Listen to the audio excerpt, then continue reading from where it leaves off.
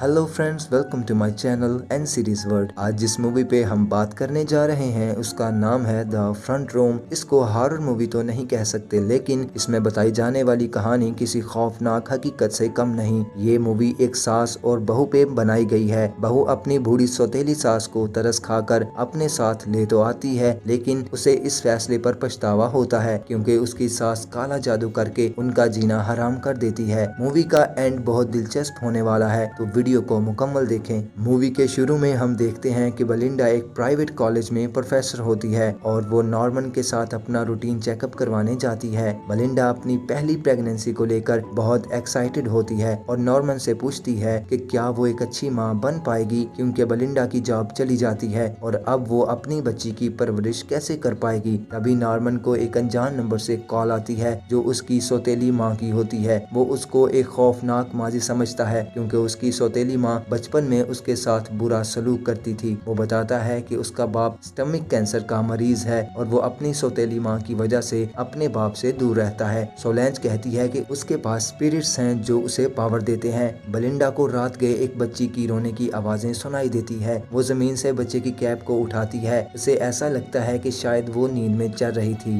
Belinda अपने बच्चे के लिए एक नर्सरी रूम तैयार करने के लिए कुछ सामान लेने जाती है, पर उसके अकाउंट में बैलेंस खत्म हो चुका है। नॉर्मन उसे बताता है कि उसके बाप की मौत हो गई है। चर्च का फादर उसे कॉल करके वहां बुलाता है और वो अपने बाप के फ्यूनरल पर चला जाता है। वहां फादर उसे कहता है कि उसकी सौतेली माँ बूढ़ी हो चुकी है और उसके मरने के बाद वो सारे पैसे उनको देने वाली है, तो उन्हें उसको साथ लेकर अपने घर जाना होगा। इस लम्हे नॉर्मन के लिए फैसला करना बहुत मुश्किल होता है। जिस वक्त उनके पास नौकरी भी नहीं होती और पैसे भी खत्म हो चुके होते हैं और उनका बच्चा भी दुनिया में आने वाला होता है। वो अपनी सौतेली माँ के पास जाता है जो बेलिंडा से कहती है कि उसे रूहों से पता चला है कि उसको एक लड़की होने वाली है। वो वहाँ अपनी सारी प्रॉपर्टी नॉर्मन को दे देती है। बेलिंडा को ये डील इस वक्त सही लग रही है क्योंकि उसे पता है कि उन्हें उस वक्त पैसों की जरूरत है। आखिरकार वो उसे अपने घर ले आते हैं क्योंकि वो सीढ़ियों पर नहीं चढ़ सकती, इसलिए वो उन्हें कहती है कि वो उनके बच्चे के कमरे में रह लेगी। आखिरकार सोलेंज उनके बच्चे के कमरे में रहेगी। सोलेंज बेलिंडा को अच्छा नहीं समझती क्योंकि वो एक सियाह फार्म होती है। वो उसे इस घर में नया फर्नीचर लाने का कहती है। नॉर्मन और बेलिंडा की पहली रात अपनी सौतेली माँ के साथ वो खाना खाने टेबल पर बैठे होते हैं। सोलेंज बेलिंडा के बनाए हुए खाने को पसंद नहीं करती। वो बेलिंडा से उसके होने वाले बच्चे का नाम पूछती है।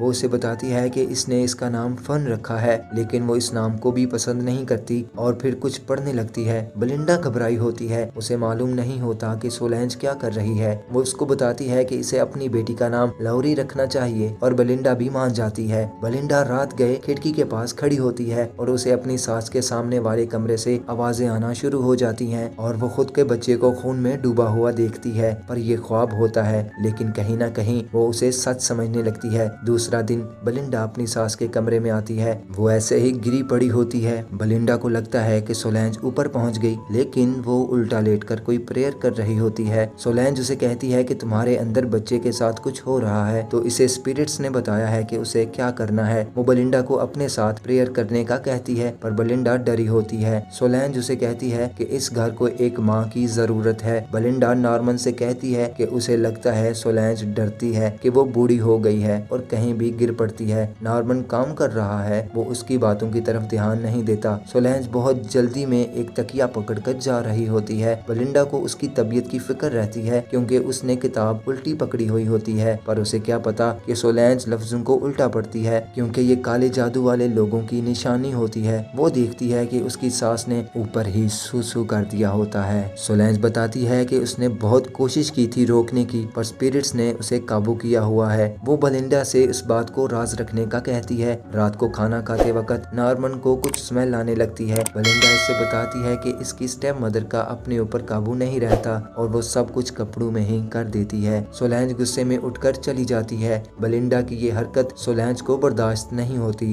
रात होती है। बेलिंडा देखती है कि इसकी रखी हुई तस्वीर पर सोलेंज ने अपना लॉकेट लटकाया हुआ होता है। सोलेंज अपने कमरे में मदद के लिए पुकार रही होती है। बेलिंडा जाकर देखती है और वो नॉर्मन को बुला लेती है क्योंकि वो बेड पर पॉटी कर देती है। बेलिंडा नॉर्मन से कहती है कि वो तुम्हारी माँ है, इसलिए जाकर उसे उठाए। वो प्रेग्नेंट है, इसलिए नहीं उठा सकती। उन्हें जो भी करना है मिलकर करना है। नॉर्मन बहुत मुश्किल से उसे उठाकर वॉशरूम ले जाता है। सोलेंज बेलिंडा को देखकर हंसने लगती है। बेलिंडा समझ जाती है सोलेंज ये जानबूझकर कर रही है। नॉर्मन को जॉब पर जाना है, पर बेलिंडा उसे कहती है कि वो उसे इस हालत में अपनी सौतेली माँ के साथ कैसे छोड़ के जा सकता है, पर उसे बार बार कॉल आ रही है, उसे जाना होगा। बेलिंडा उसे इसका लॉकर दे देती है। वो सोलेंज को नहला रही होती है। सोलेंज जादू कर रही है और उसका असर बेलिंडा पर होने लगता है। नॉर्मन उसे अस्पताल ले जाता है। बेलिंडा को बेटी होती है। बेलिंडा के घर से कुछ लोगों की आवाजें आ रही हैं। इसी दिन बेलिंडा घर वापस आ जाती है और अपने घर को देखती है जो पूरा बदल चुका होता है। वहाँ नया फर्नीचर देखती है और बहुत सारे लोगों को वहाँ देखती है जिनको सोलेंज ने बुलाया होता है। बेलिंडा को दर्द होने लगता है। वहाँ सब सोलेंज की तरह कुछ पढ़ने लगते हैं। बेलिंडा को कुछ समझ नहीं आ रहा यहाँ क्या हो रहा है। वो अपना बच्चा ले लेती है और उन्हें वहाँ से जाने का कहती है।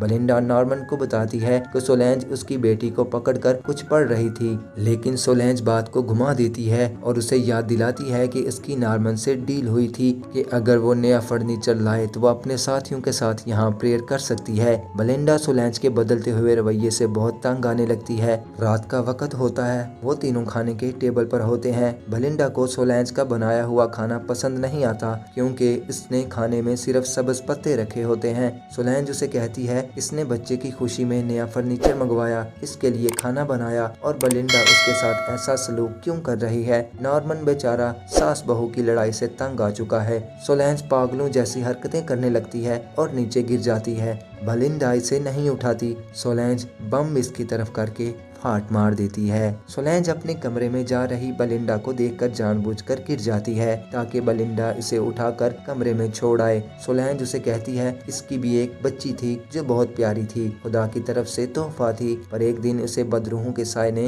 उसकी मुस्कुराहट देखकर मार दिया और उसकी बच्ची भी ऐसे ही मुस्कुराती है। बेलिंडा अपने हाथ में वो लॉकेट देखती है जो सोलेंज उसे देती है। वो कमरे में आती है तो उसकी बच्ची रो रही होती है और उससे चुप नहीं हो पा रही, लेकिन वो सोलेंज का लॉकेट देखकर चुप हो जाती है। वो नॉर्मन को दिखाती है। वो दोनों देखकर बहुत हैरान होते हैं। बेलिंडा नॉर्मन से कहती है कि उसकी माँ ने पहले घर पर कब्जा किया और अब इसने इसकी बच्ची पर कब्जा कर लिया है। सोलेंज ने फिर बेड पर ही गंदगी कर दी है और वो इन्हें बुला रही है। बेलिंडा नॉर्मन को कॉल करती है और कहती है कि वो इसकी सौतेली माँ की बहुत गंदगी साफ कर चुकी है और वो अपनी बच्ची को वक्त नहीं दे पा रही, इसे कुछ करना होगा। वो देखती है कि इसकी सौतेली माँ ने इसकी बच्ची को पकड़ा होता है। बेलिंडा आकर इससे अपनी बच्ची ले लेती है क्योंकि वो इसकी बच्ची पर जादू करने की कोशिश कर रही है। वो बेलिंडा को उकसाती है ताकि वो उस पर हाथ उठाए, लेकिन बेलिंडा इसे कुछ नहीं कहती। वो खुद को एक टेबल पर गिरा देती है जिससे इसके मुंह से खून आने लगता है। नॉर्मन वहाँ आ जाता है। वो उसे कहती है कि बेलिंडा ने इसे मारने की कोशिश की है। बेलिंडा की बच्ची रो रही है। वो नॉर्मन से कहती है कि इसकी बच्ची इसको नहीं अपना रही क्योंकि इसकी माँ ने इसे इससे दूर कर दिया है। सोलेंज को एक और मौका मिल जाता है बेलिंडा को तंग करने का। उसे डॉक्टर्स ने बेड रेस्ट का कहा है और एक सीटी भी दी है कि जब कोई काम हो